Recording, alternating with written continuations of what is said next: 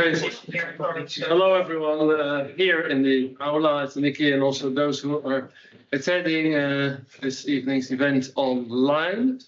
Welcome back.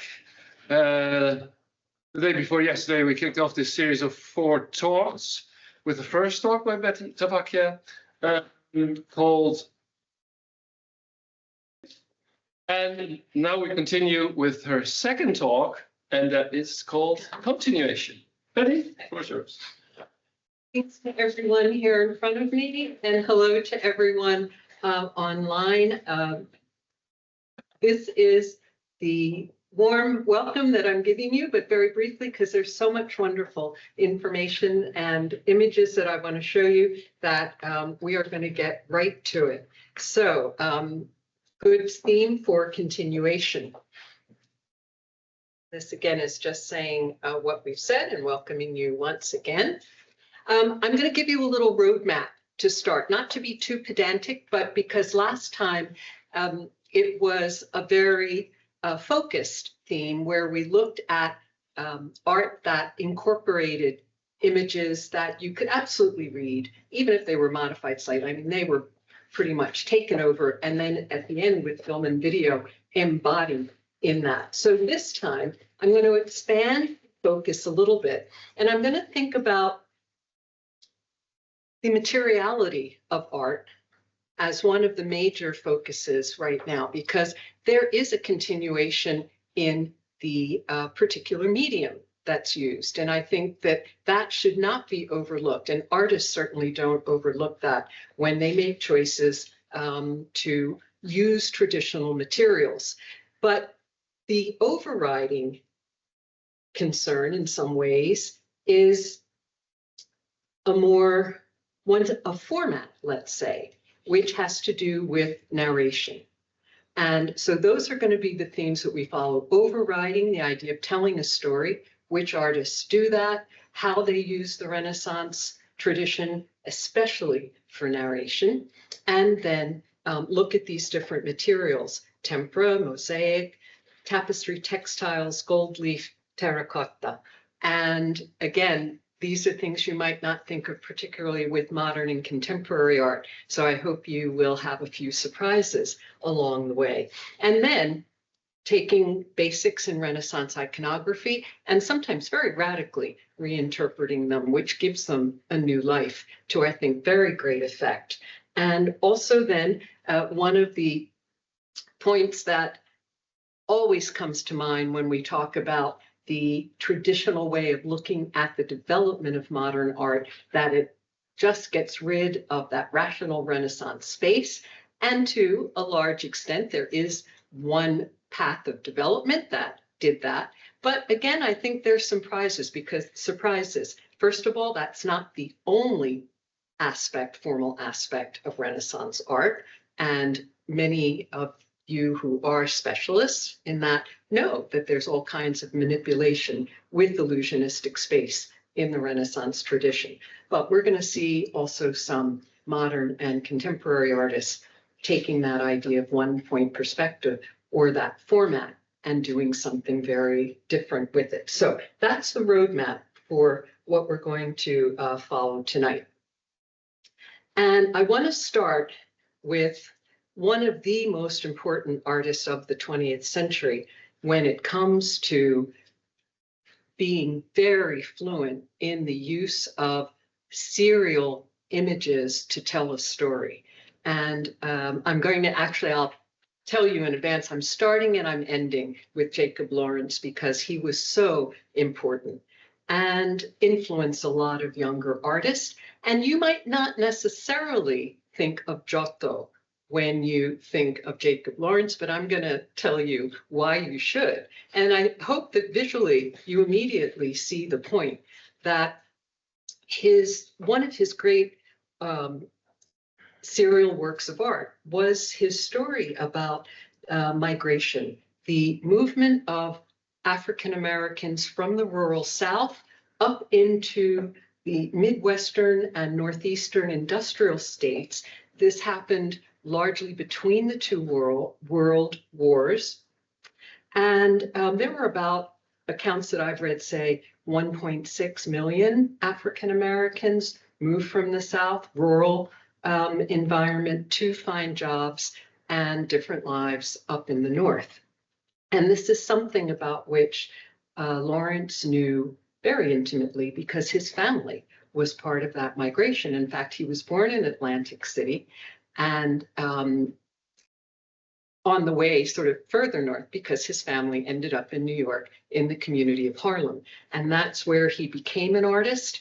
And he was very tied to the community there. He always mentioned how it helped him to become an artist. And I'll say more about that as we go along. But first, just have a look at this idea of telling a story in a series. And if you're going to do that, you can do nothing better, I think, than look back at Giotto.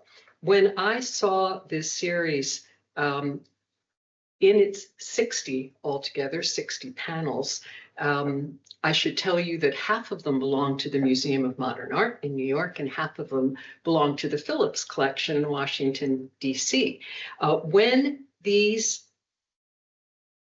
small works, you can see the scale, were purchased, the dealer and the artist were very concerned to keep them together. So Migration Series, that was the name that Lawrence himself gave to this, that insisting on the fact that they all needed to be viewed together. And the gallerist, Edith Halpert, we've got, in fact, a lot of women involved in helping Jacob Lawrence get started. She showed his works in her downtown gallery, and that 1941 is when they were made. Obviously, that photo is from about 2020, I think. No, sorry, 2015, perhaps, when MoMA put that series together from this Phillips collection and showed the movement across the wall. So in a smaller format, you read them in the same way that you would read a series of frescoes. Said some women were involved, and also, I'm going to just look for her name, Adele Rosenwald Levy donated money to MoMA to purchase these. And again, the insistence that they must be kept together to tell the full story of the migration toward the north of the African American community. And if we get a little closer, again, just almost randomly taking some of Giotto's frescoes and putting them, juxtaposing them with a little bit of Lawrence's series, I think that visually you would say, yeah, he is influenced by the unification of the series with that blue sky. The landscapes are not always continuous, but certainly the proportions are kept harmonious. And so they're compositional tricks. Also look at the figures from behind in the center panel that Lawrence painted, and look, I think I can get you, this does move, there we go. Look at these figures, you're going to see them a little larger later on, but in terms of the abstraction of the human form into these anchors in the front of the composition. So I do intend this reading to go back and forth. In other words, to look at moments of abstraction in Renaissance work, as well as seeing what contemporary and modern, in the modern tradition, what artists do when they're abstracting from the visual world. And I think that you see that in Giotto. You see Lawrence looking at Giotto and doing something in a modern style, but with a great similarity. These are tempera paintings on hardwood. And tempera, of course, is an opaque paint. This is a water-based tempera, and it was a very, commercially bought. He didn't mix this himself. It was an economical paint to use, and he painted on hardwood, hardboard, I guess they usually call it, which is a compressed wood. So again, very humble materials, but painted with great refinement and a lot of preparation.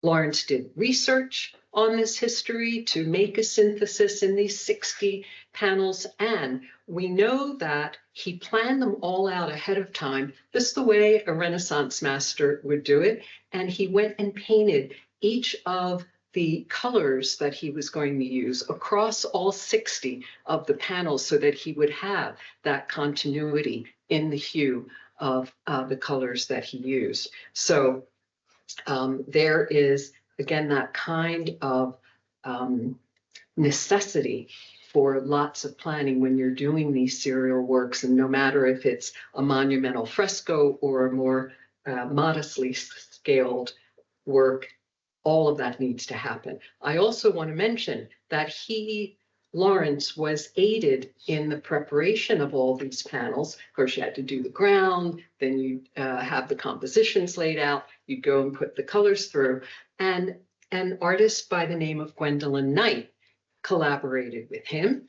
She also was from the African diaspora, born in the Barbados, ended up with her family in Harlem, studied art there, and she and Lawrence eventually were married and did have a partnership in every way throughout life. So there's a lot of personal history involved in this because, as I say, this was not only a statement for his community, and he was very alert to that kind of responsibility, but it really was his story as well, and a solidarity with other artists in the community. Following in Lawrence's steps in many ways is a next generation artist, Kerry James Marshall, who I'm happy to say is still very active today. And he also is a great master of narrative sequences. You can see in the Garden Project, an installation from the LA Museum, that he works on a more monumental scale. He has chosen and often chooses to use unstretched canvas. So you have something that in the end, remember that a canvas is a woven fabric. You have something between a tapestry and a painting, unstretched, you know, so he's playing a little bit with the medium that he's using. But the important thing is that they have that monumentality of history paintings, and this was absolutely intentional.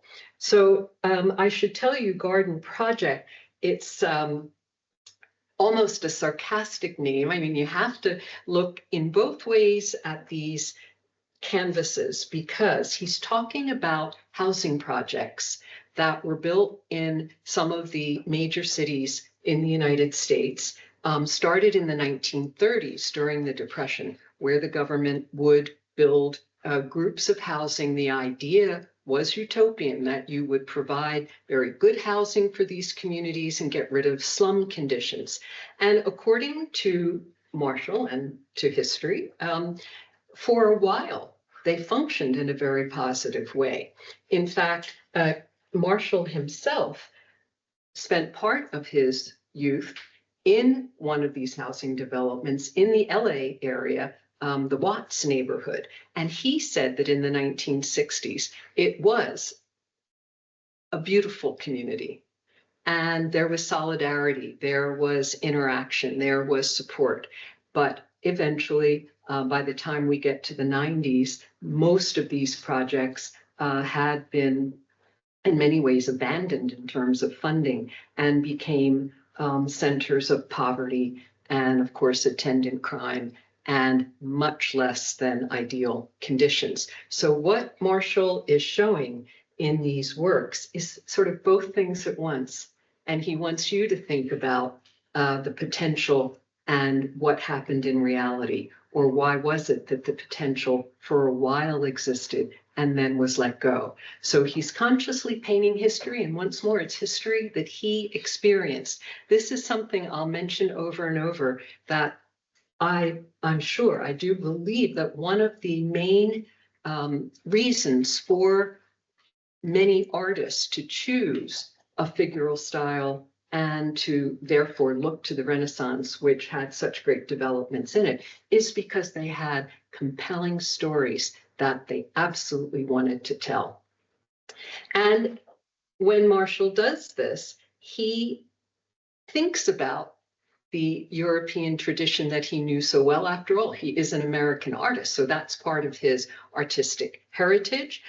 He talks about going into the LA County Museum for the first time, I think when he was 10 years old, and he absolutely loved Paolo Veronese.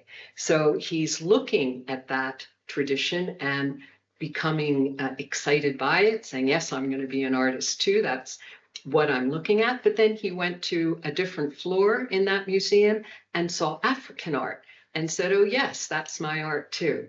And throughout his career, he has said that he's looking for ways to bring those different traditions together. And he is a very articulate writer, author. He writes about other artists' work as well as his own. And he has said explicitly that one of the reasons for his work, so here's, I'm saying this, you know, you're looking at Giorgione and Titian, and this is something Marshall has studied. Let me move forward to give you something else to look at. He says that he loves this European art, but he misses Black bodies in it. And he wants to see himself, he wants to see his community in the museum. So he's going to help fill that gap by painting history of his own time with people like him as the subjects. And you can see that he paints these Black figures in a very dark Black paint. And that, again, he says he does purposely because he wants that to be emphatic and to be very symbolic of the lack that had been in this monumental narrative art tradition, and he's going to help fill that. So as you look at the fellows who are working in the garden in another of the projects, this series, Many Mansions, I'm pretty sure that he would look at someone like Pollaiuolo to think of the power of the kind of composition that he used there for those figures. And the variety that he gives them here's Altgeld Gardens. Certainly the figure that is recumbent there is based on a Narcissus figure. And yet, while Narcissus is involved in his own reflection, right? We know the term narcissism coming from his name. He's fallen in love with himself.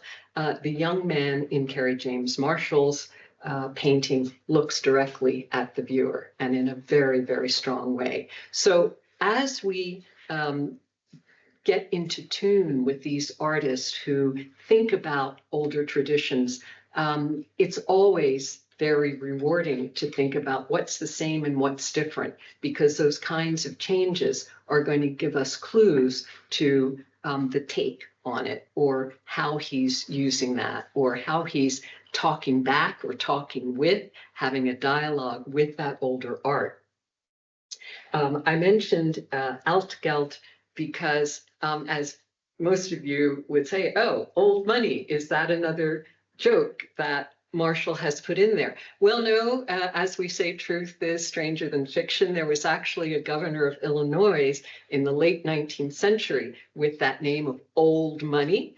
And he had an idea that his state should be embellished with important architecture. You can see that little insert under the sign there, showing you some Gothic revival buildings, and that was the kind of public institution that this governor wanted to build and did. I think about 5 different public universities in the state have a lot of these Gothic revival buildings because of this governor. So he's making comments on the history, in this case, of Chicago, because that's where he lives and works.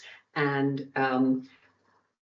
a lot of the details, again, are going to clue you in to the way he's recording history and the message that he's giving you as he portrays it. Okay, so thinking of that series of monumental unstretched canvases as tapestry-like, that will then lead us into thinking about tapestries and textiles in the Renaissance tradition. Now, of course, I show you Giotto, which is a fresco, but here I'm putting more emphasis on the modern tradition of textiles because that has become very, very strong, very exciting, as many of you know, in contemporary art. So here, Faith Ringgold uses, she fuses, I should say, lessons from Giotto about how you make a large narrative composition with great visual impact, but she's using as her medium a quilt. And that, of course, has a very strong tradition in the history of women making objects, and in particular in African-American women. So quilting is something that Faith Ringgold took up to say, let me put these things together once again. And Faith Ringgold had a very long and powerful career. She just passed last year and really was a force of American art, of African-American art in particular. She just reached so many people with these, what she termed as story quilts. And we're going to see worked in lots of other media as well. This, again, even her name for that, the story quilt. She wants these stories to be told, recounted, thought about.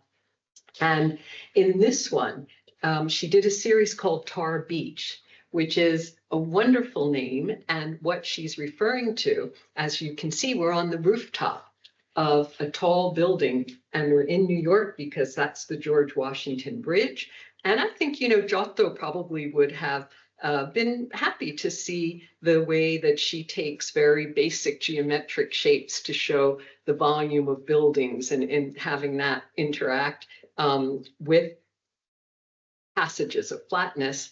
And once more, I think that visual common ground there that you see of figures flying in a cobalt blue sky, when I see that, I can't not think of Giotto. But there's a very nice difference here because Faith Ringgold has her little flying figures angelic like, but they're little kids. That is a sign of optimism. They're going to rise up, they're going to be empowered, they're going to be able to move freely. And that, of course, is at the opposite end of the spectrum from the grieving angels that are despairing over the scene that they're participating in. So once more, we have a very conscious use of the past, but to say, okay, I'm going to take that strong image and I'm going to modify it to say something, in her case, in this series, much more positive. So in the three little details I've given you from her work, the story quilt is one, and then below it on the left is a book. She wrote children's books then that she illustrated based on the characters that she made up in her story quilts and presented them to children, again, to think of the future of these young people, and most especially girls that are in there, as you see. And then the two figures beside it come from, I think, a silkscreen, no, or colored woodcut from a print. So she worked this theme in many different media. Okay. It's going to be dizzying in terms of different styles and so forth, but we're still with Tempera here. So thinking once more about telling stories in a monumental way, Tempera is unusual in modern and contemporary art. So artists who choose that are often putting themselves in alignment with the Renaissance, and they find the quality of that paint something that is a vehicle for the kind of image that they want to make.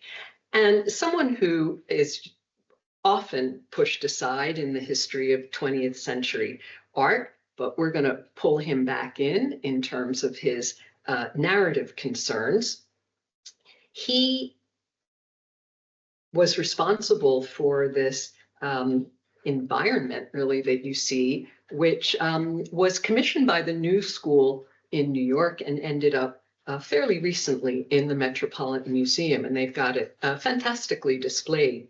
So he was in the 1930s, again, at a very difficult economic moment in the States, going around and seeing what was happening in the country. So you have industrialized scenes, you have agricultural scenes. He put a little bit of diversity into those scenes in terms of the people that he represented, but I love that piece over the doorway. That, again, that's, you know, a proper historical sopraporta that he made there, where he fragments figures and he shows you on one side, symbolized by the top hat, the rich people who are throwing their money around with no problem at all. And there's a kind of uplifted, yes, yes, take my money, give me a martini. And then on the other side, hands that looked are much more ravaged and have different races represented. They're pleading just for a cup of coffee. So there you have, through the fragmentation of a body, just the bits that are going to tell you that message loud and clear about the difference in the experience of these people. And once more, being the Renaissance art historian that I was trained to be, when I see that fragmentation of hands, I think of the tradition of showing the hands that hold all the instruments of passion around the figure of Christ in the Renaissance tradition. And the one sort of down the road that Fra Angelico did, I think, is a terrific example, where it's that same, you just fragment the body because you want the viewer to focus very closely on this, right? On the hand that slapped Christ, on the mouth that spit at him. And it looks almost surreal, perhaps, to modernize, but here again, we see this thread through time that for certain expressive purposes, these kinds of strategies are going to be shared, and certainly one artist looking at another. Another artist who is at the beginning moments of her career working in Brooklyn, Lee Maxey, uses 8 tempera and a very strict coherence to this formula from the past. And she just feels very in tune with the effects that she can get from using it. And you really have to see these in person, of course, to get the full impact of that. These are generally small format. And as she does this, she focuses on these details of your everyday life. And by making that focus so tight and having whatever object she's studying so large in terms of the pictorial space, she wants you to think about it. How does it function in your life? Supply a narrative that she's encouraging you to give in your meditation on these, and also enjoyment of these images. And sometimes she looks back not only for the technique, but to subject matter from the past. So you can see that she has very creatively responded to the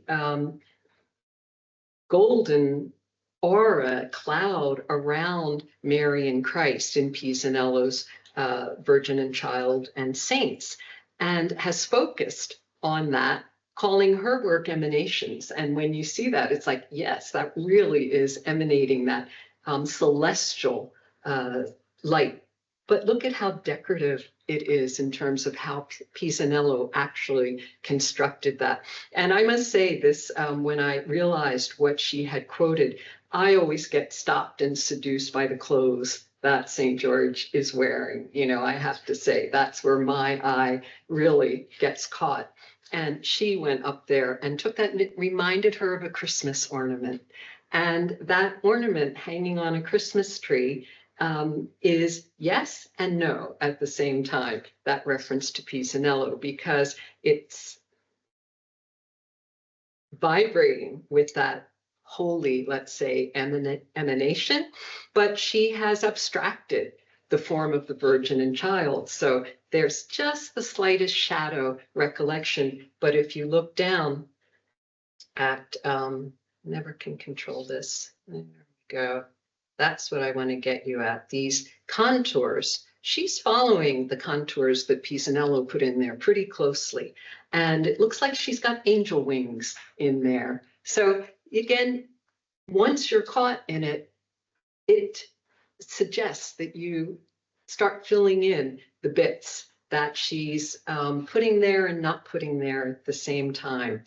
And I had the pleasure of talking with her at an exhibition recently, and she does say in her statements, you know, she comes from a Christian background, and these stories are part of her formation, both in terms of fighting against them, accepting them, thinking them through, and that is something that's behind her art, along with many other things, but also in her use of these different sources. So let me take you from that very quickly to one that's a little bit more secular.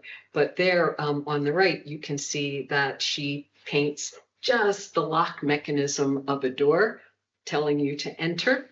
And this is a small work. She then is painting the gleam of the metal under the light that she has used or created. And as I looked at that, I said, now tell me, am I right? Am I making this up, or do I see a self-portrait in there? She said, yep, it's there. And I said, like in Caravaggio's Decanter of Wine, where with a fairly recent cleaning, they discovered his reflection in there. And so once more, we have tempera, not that Caravaggio used tempera, but this mixture, this fusion of different elements from the past that come together in a most creative way.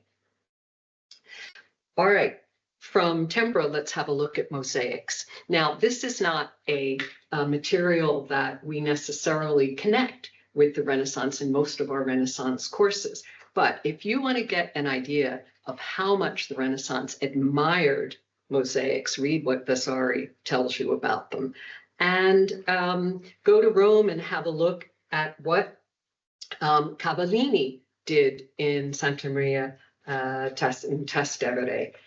You know, he is with this, you know, bits of shard glass that can reflect light, that are so durable, that keep all that color that you're putting in there in a fantastic state of preservation, as you can see just in these images.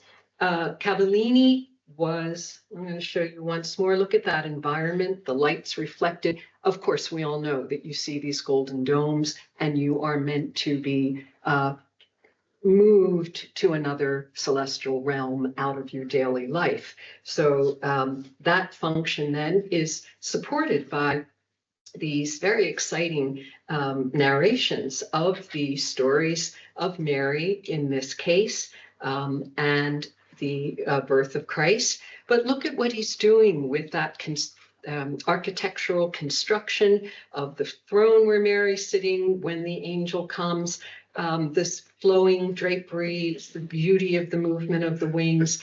Those are all things that Giotto was doing as well at the same time. But our history kind of leaves poor Pietro by the side, and we give all our attention to Giotto. But Renaissance viewers were completely, they would swoon, let's say, dramatizing a little, in front of the effect of these mosaics. And we have the baptistry here in Florence, where, of course, we can document that many times over. So I was thinking, okay, let's take those aspects of mosaic and see what happens in the contemporary world. And to do that, I'm going to take you to, did I do that? Yeah, I'm going to take you to the New York City subway system. So get your cards out and we go down, and there you see Nancy Sparrow doing an environment of mosaics for the subway stop on the #1 line for Lincoln Center, the Center of Performing Arts. And the diva that you've got in the middle there looks to me very much like the Empress Theodora, who's in San Vitale. By the way, Theodora would probably be happy to be in that company because Nancy talks about Artemis, acrobats, divas, and dancers. And of course, that's what happens at Lincoln Center. So we're surrounded by all of these historical symbols often because Sparrow would read history. She decided at an early moment in her career to just deal with figures of women. So we are surrounded in Lincoln Center as we go there. Theodora, I started to say, was an acrobat before she was an empress. And that's all I'm going to say, and you can go check the history on that one. Here are some views of how that works. And I'm happy to say that the stop at Lincoln Center always looks this way, beautifully illuminated, not a piece of trash, clean, sparkling. Being current of my own time, I just gave you some fake news. But there's a strong motivation, I would say, for all of us to tell the MTA, look at what we've got, let's maintain it a little bit better, and riders on the lines as well. But this is something that, teasing aside, the MTA, the Metropolitan Transportation Authority, has been quite a force in New York in the 20th century, perhaps more than the 21st, in commissioning these fantastic mosaics. And again, think of that. They're durable. You can scrub graffiti off of them. And they reflect light, so they help brighten up the environment. And I love this. As I was thinking about it, I said, yes, you have a system that can transport you in many ways, because that's one of the function of the light there, right? It's urban transportation and transport into another environment. So Nancy Sparrow did a great job with that. And Faith Ringgold, whose story quilts we saw, was responsible for the design in the Harlem station at 125th Street. And she decided that she was going to make her series of images showing the history of the cultural ebullience of Harlem as a center for the African diaspora in the United States, starting from really the Harlem Renaissance. And she took this name, Flying Home, with once more all of her flying figures, from a Lionel Hampton song. The song is very lively, and as you look at Faith Ringgold's rendition, you might try to hum that tune in your head, because she shows you Harlem heroes and heroines. What do we hear? I think we hear this. Let me do a little louder. That's it. Everyone, if you're in the mood, let's give a few steps. Yes, that's it. Just checking. You didn't know we had such a jazz enthusiast as the director. Yeah. So yes, that was Lionel Hampton. And as I say, when you look at these, do have a listen to Flying Home, because apparently the story is that Lionel Hampton wrote this when he was going back to New York on the flight from a gig on the West Coast. Faith Ringgold takes it up. And by the way, as you have been listening to the music, you see also the fine arts, because Augusta Savage and Jacob Lawrence are shown over the Studio Museum. And that is still a very vibrant cultural center, which has been under renovation and is about to open, I think, next fall. So that history is continuing and developing. And here are some of the musicians that Faith Ringgold has shown us, from the Cotton Club, from the Apollo Theater, the singers who started their career there. There's the MC, who I think introduced the first event, and of course the Cotton Club with Duke Ellington and so forth. So the point is now that here are very lively histories in perhaps an unexpected environment, but going back to the use of mosaics to do that. And if you wanted to have an interesting time, there are guides to all of the different mosaics all throughout the MTA system. So, okay, I'll tear myself away from that and show you something else unexpected. Oh, we have a fan of El Anatsui, who is a Ghanaian artist. And this is the first time I saw his work. That photo on the right is the first time I had ever seen anything by El Anatsui. And it was up on the facade of the Museo Fortuny during one of the Biennale. And again, just a perfect bringing together of that facade with, and as I approached it, I mean, you look at that and you say, what is that made of? Look at the scale. It looks properly kind of moth-eaten in the way it's formed. And when I got there and saw what it was, again, just gave you that comparison for the effect of the shimmering surface. It's actually made from the detritus of modern life.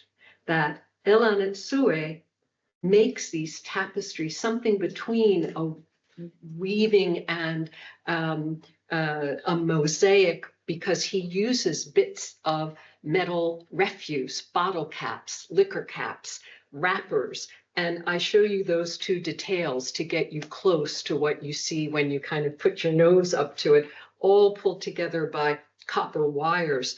Here's another example, the Dusasa one, and the weight, of course, of all of these pieces makes that object behave in different ways. And one of the interesting things is that he never tells curators how to install his works. He wants them to decide depending on the environment and their reaction. And then he goes and re-experiences it.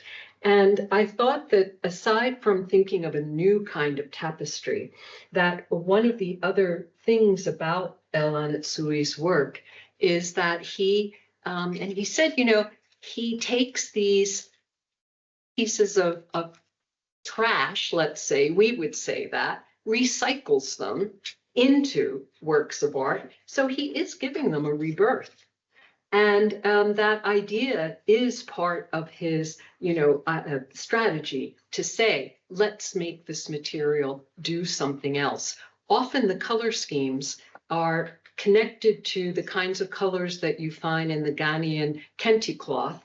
And he says, yes, that's the case, but please don't stop there. He doesn't want simply an aesthetic experience as the full focus. He wants you to think about, let's say, historical elements, the aspects of liquor in the slave trade, what alcoholism does to people of today, what consumerism does to causing all of this material that's used and thrown away and so forth. So there's a lot of profound thinking that he wants you to enter into once you kind of get over the awe of confronting these physical objects. Now, not all of them are quite as monumental as the one in the Palazzo that was on the facade of the Palazzo Fortuny, but often they are extremely large. The way he puts them together is with a group of assistants who get kind of minimal training and then get to work. And this is, of course, necessary in such a project, continuing, let's say, the way that a Renaissance workshop would have worked for their monumental productions.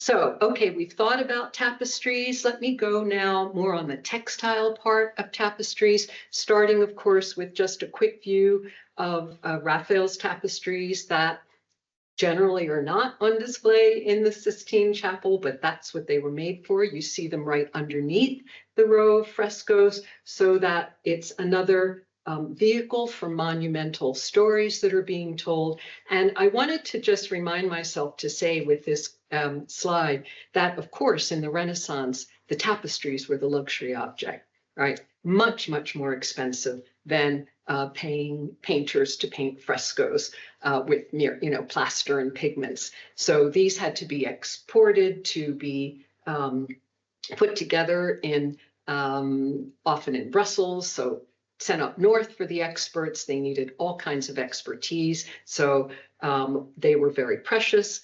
And one of the things you could use them for if you were a person of power would be to lend them, right? They're portable, you can roll them up. And allies, son is getting married, you can use my series of tapestries for the wedding feast and so forth. So they functioned in that way. This artist uses that technique of tapestry making, of textiles. Tabitha Arnold, she might be around 30 at this point. So someone really just at the start of, I'm sure, many exciting developments to come. Started her training as a painter, but quickly discovered that her real medium was with textiles. And she takes that painterly sensibility to the kinds of stories she makes. I just give you the visual comparison, you know, working in different strata. She works from the bottom up. So that's going to be, I'm not sure if in traditionally, does anyone know you start from the top and work down when you're working on the loom? I'm not positive, but she says that she works from down to up. And she has used her art to make a statement on behalf of labor unions and workers. You know, this is not a very trendy choice at the moment. She's entirely committed and had very strong ties with groups in Philadelphia where she studied, but she now works in Tennessee, which is Chattanooga, her hometown there. So she works on these tapestries. That imagery that you see, that central figure is Scabby the rat. It looks kind of like a pyramid, but this is an inflatable, quite large rat that often strikers will have beside them to make a statement about administration or anyone who is crossing the picket line. And she uses that as a very powerful image, hot labor summer. I'm going to get you a little closer so that you can see, of course, she uses Christian iconography, the angels and the angels with the flaming sword. And as you look, you get a little bit of a better sense of the physical properties of this, because she decided that she liked the reverse of the textile much better than the front of it. So she composes her tapestries to be seen from the, what people would say is the back of them. And by doing that, she plays a little game on that detail on the bottom where she says, which side are you on? Because she's on the wrong side of her tapestry, but she's quoting a song that was almost symbolic of the labor movement in the 1930s in the United States that Pete Seeger sang, that a woman named Florence Reese wrote that song. So she's, you know, again, making her statement at the same time that she's working out her art ideas. One more example from her, again, just to show you her very strong awareness of historical art and how she uses it. And she makes that snake biting its tail surround a worker who's got a halo. You see that other workers are given halos. She's making very clear her position on the dignity of work and the people who do it. And of course, she looks back at ancient Clypeus for that kind of image. And of course, Michelangelo looked at the past to make his rondels in the Sistine ceiling. So once more, that kind of continuity of very powerful images is in force. That time off task is one, the first work of hers that I saw in the Boston Museum of Fine Arts, and it's dedicated to the Amazon workers. So if you want to check that out, she's got strong attitudes there. Once more with Faith Ringgold, now we'll think of these quilts in that tradition of tapestries. Once more, look at the decorative borders that she puts around, and you see that quite often as a pictorial strategy in traditional motifs. And that tar beach, I think I started to say, but maybe never quite got the full explanation. In the summer, You can't go to the beach all the time if you're living in an inner city area. You don't have the means to do it. You can't get away. Where are you going to find a few breezes at night? Up on the roof. And this is the Tar Beach, where you go at night to get the breezes and you have a picnic, you sit under the stars, and that's what she's referring to. So it's a very urban iconography. And again, using the idea of a tapestry, the idea of a quilt, putting it all together and monumentalizing something that is part of contemporary urban experience. Okay, and thinking of textiles. Now, you can't get much further apart than Goldleaf and a fictive textile in terms of pictorial space. Goldleaf is going to flatten that surface, right? Bounce light off of it. And fictive textiles are made to appear very supple and very floating. And of course, Aby Warburg started his career in many ways talking about all the fluttering drapery and what that meant. So we see Simone Martini and Lipomeni doing this in an Annunciation scene. And I start with this in particular because, first of all, there's a wonderful exhibition at the Met that just closed on Sienese painting. And at that exhibition, there was lots of really interesting information. And on one large informative panel, I'm sharing the images that you see there on the right from that panel. And they got an amazing photographer to show you the angel's garment without all of that gold bouncing around it. So even if you go to the Uffizi and have a look there, you might not be able to really see that all of that detail of the bottom of the angel's garment. There's his knee. And the Met curators very helpfully tell us that Martini is following this particular garment of Tartar cloth. That's what it was called in the Renaissance. It's a very specific fabric. And there's a piece of it right there beside it. And what Martini did was to put down the gold leaf, to put paint over it, to use a stencil to cut out the design, and therefore actually have, it's very, very low relief, but some relief there to give you a visual facsimile, really, of this very specific cloth. And there is a photo of a piece from the 14th century. So art historians would look at the fluttering cloth and think of specific things about space, about telling the story. The angel just touched down, so the cloth is still moving, and that, again, it's telling us the story of how this is coming about, making it very specific.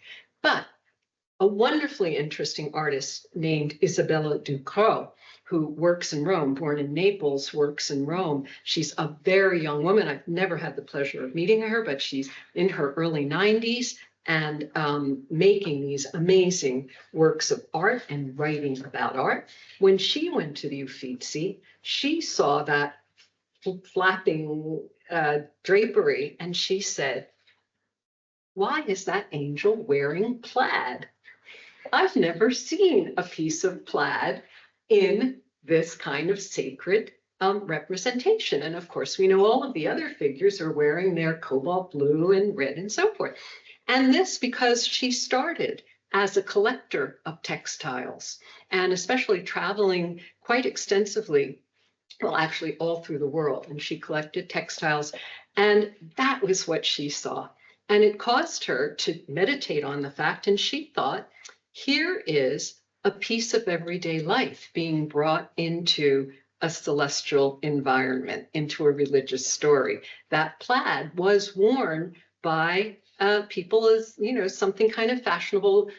You see in a few paintings where Mary might have a turban that's plaid, Raphael in particular.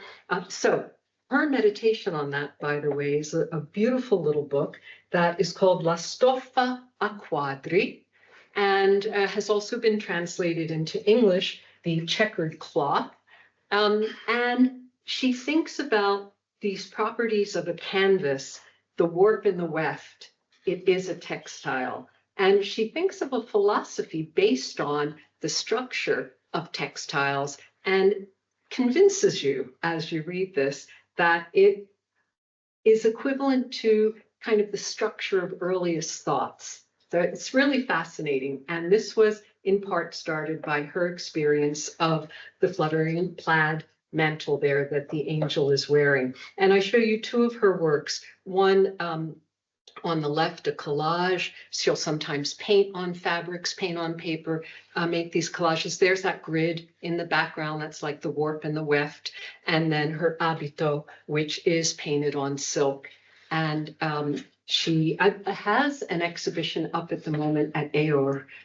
So this is an artist also to take a good look at for absolutely new takes on something that has such a long tradition.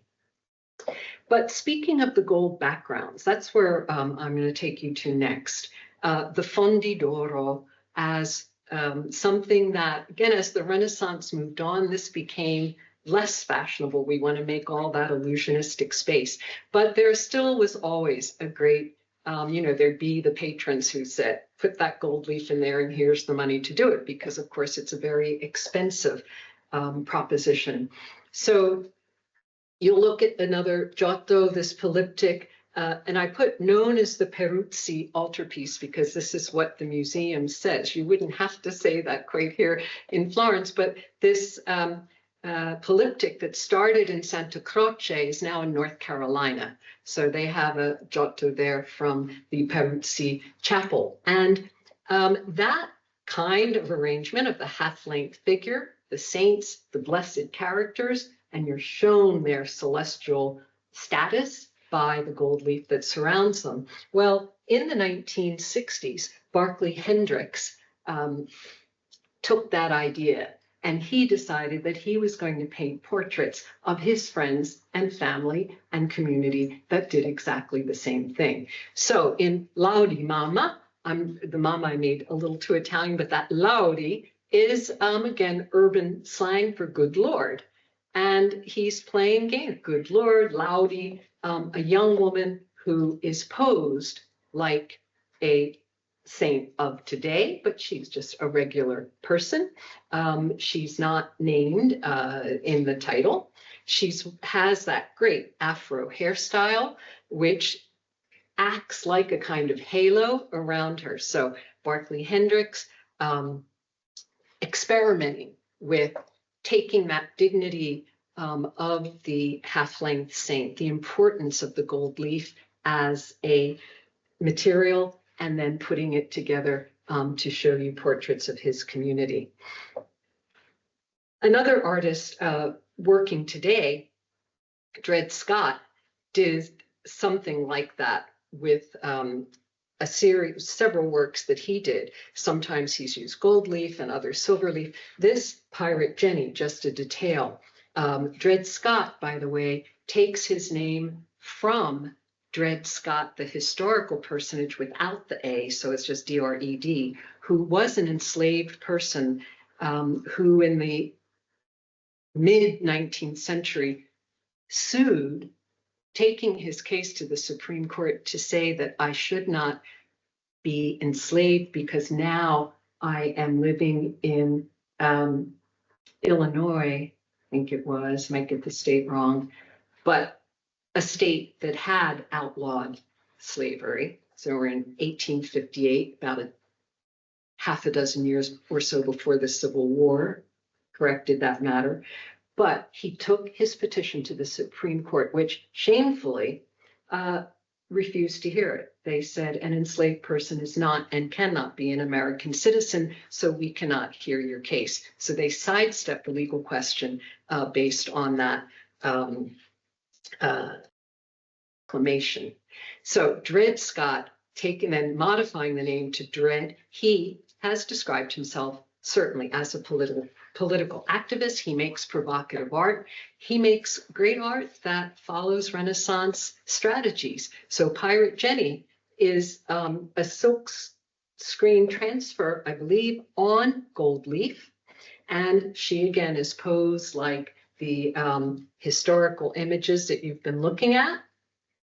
And I wanted to mention, there's the full composition, because he shows you images of police cars on fire, of violence in the cities, and then sketched pirate activity over on the right.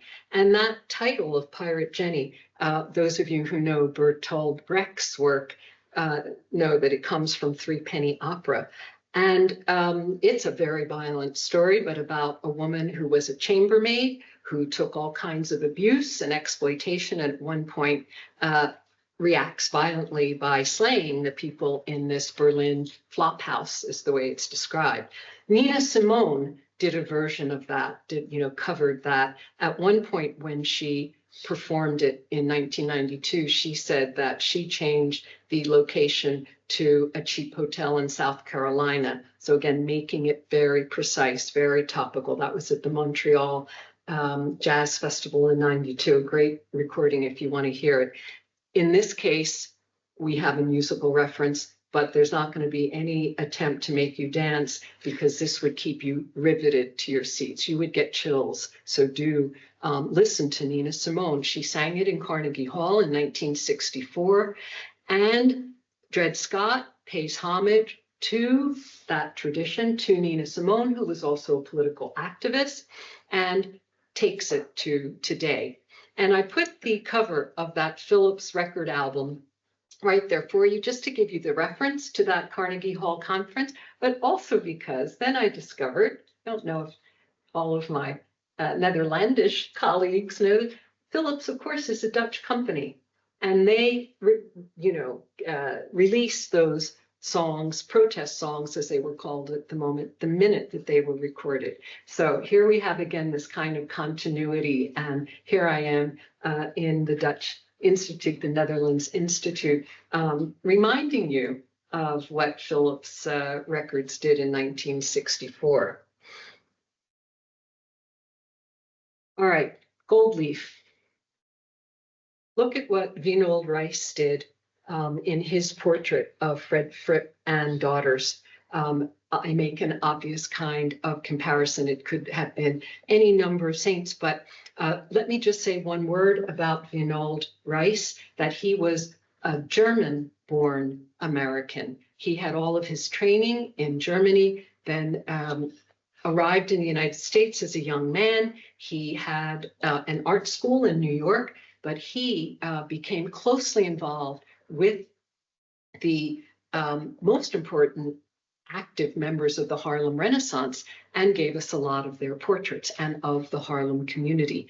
And what he did in that portrait was to once more use that composition and the materials from the past to give his sitters that kind of spirituality, dignity. I mean, I think here we can also talk about Leonardo's moti dell'anima. He's showing their interior life in the way that he has presented them to us.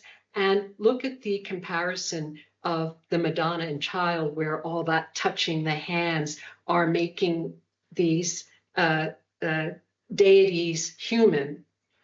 And I was thinking, of course, in the early Renaissance, there was that desire to make the spiritual corporal as a way of getting us into it.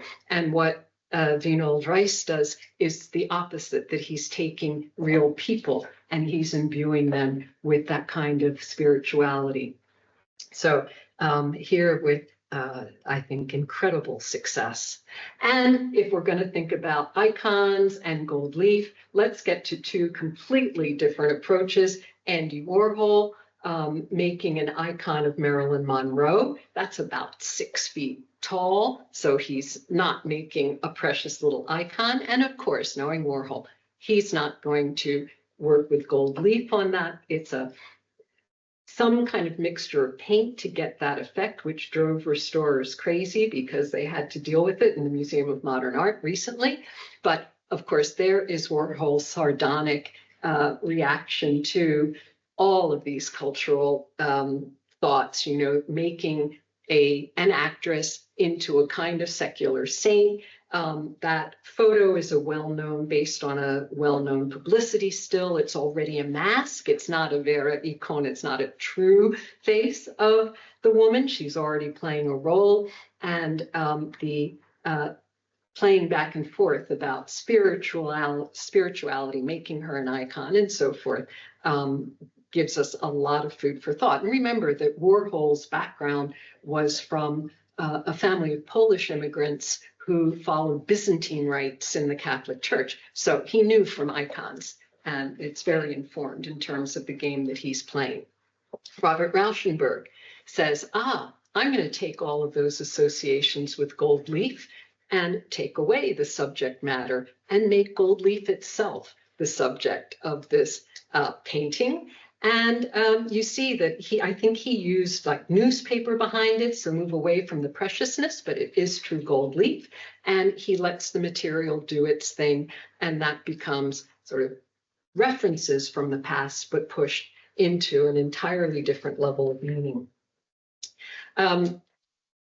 Thinking again about our histories of modern art that moved toward abstraction and non-objectivity, well, Agnes Martin certainly fits into that development, although she was ignored for a very long time.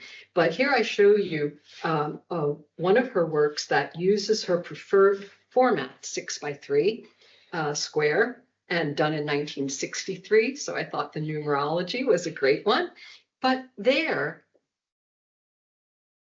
gold leaf, she's using absolute echt gold leaf on bowl. So she recuperated traditional techniques. She imposed her grid, and you know she did all of her grid by hand so that there was rigor, there was concentration involved, but the title is what gives us the content.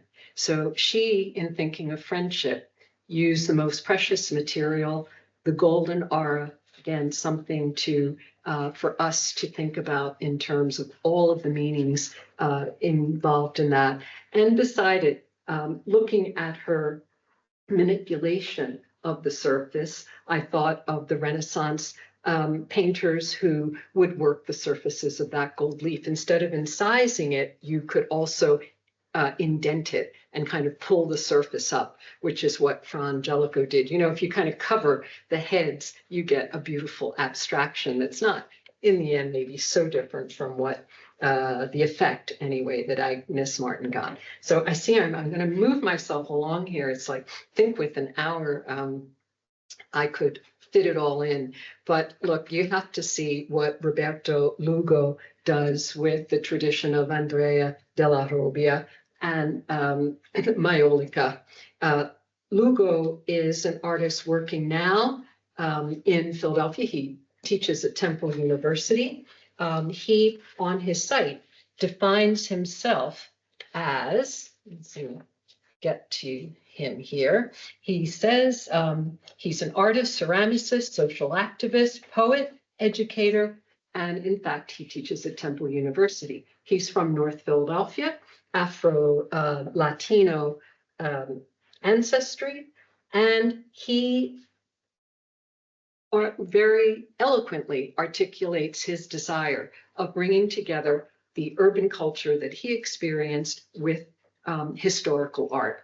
And he's done this series. He creates great vases in the traditional Greek forms and then fills them with narratives from North Philadelphia. And well, let me tell you one thing that he says about his own work. I juxtapose porcelain with graffiti in the hopes that we can start to see how different cultural histories can work together. All right, so again, he's looking for that kind of fusion and continuity. And you have to love the name of the series, once more insisting on series, right? The Della Robski. And that's the roundel with Boy from the Hood, of course, neighborhood. And having grown up in Philadelphia, I will take the liberty of saying that Della Robski would sound great as a greeting for any kind of gender, like, yo, Della Robski, right? And so he's playing on, again, an urban accent where you might least expect it. He's a great virtuoso of the ceramic medium. And he not only gave you a boy from the hood, but let's look at the next, the self-reflection, right? In every way, he takes the Della Robbia prudence and is looking at himself and a kind of self-portrait in this historical reference. So let's back and look the other way for those who now as artists are thinking through thoughts of gender identity and male and female. Well, there we have Prudence as a figure of both genders. So as I say, I think these things can always get richer if we look back and forth. So finally, we come to this idea of playing with perspective. And I just wanted to show you that a great force of 20th century art into the 21st, because Ed Ruscha is still working now, having been born in 1937, left Oklahoma City for the West Coast, saying, well, you know, some artists have the Seine, let's say some artists have the Arno, I had Route 66. And he made his way to Los Angeles and became one of these great creators in the American tradition here, showing you in many cases varied work, but the American landscape. So that Standard Station, right? Standard Oil, so we know is a real thing, but it is also a standard of a perspective exercise, and he has nailed it to perfection. It's also in red, white, and blue. It also shows you that kind of light that can make things so stark in the Southwest, in Southern California. And just so that you are aware of his complete enthusiasm in playing these art games, he's got a 10-cent Western being torn up in the corner. So when you look at that, it's a trompe-l'oeil, completely well realized.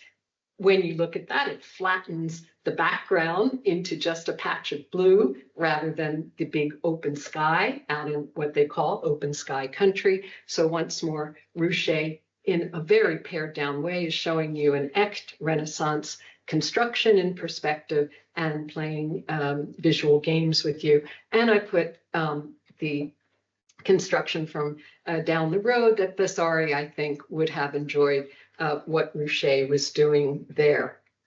De sotto in su, a complex spatial configuration that Kehinde Wiley, whom we met last time, does not shy away from. You see his ceiling in Moynihan Hall, the newly renovated train station in New York, and he just matches what Tiepolo did in the Swing of Pulcinella, but now we've got some hip hop dancers up there. And in Go, Wiley takes on Correggio, and I think makes a composition that works equally well. That is, I believe, in the Brooklyn Museum collection. So, as promised, we get back now to Jacob Lawrence. And here I wanted you to see, you know, again, keeping in mind one-point perspective, but let's get a different modernist stylistic use of it. He's using that as a wedge, seems as one of the configurations that he finds effective for the group in the migration. It gained momentum, right? And you can see that building. If you look at that center image, and again, just kind of cover that window, you see a completely flat space. You take your hand away and you read the wedge, and it becomes something with fictive three-dimensional space. Same for that stairway. You know, that again, almost a traditional Renaissance composition of the diminishing forms as you move back in space. And to finish, we'll just take that scene of the migration gained in momentum and put it beside a Sassetta, Journey of the Magi. And I want to say that had I done this some years ago, I can imagine that many people would say, wishful thinking, you're exaggerating. Luckily, I am very, very beholden to Jacob Lawrence, because in an interview, he said his delight in going to the Met from the time he was 13. And when the interviewer asked him his favorite painting in the Met, He named Sasetta. So thank you to Jacob Lawrence, and thank you very much for your attention.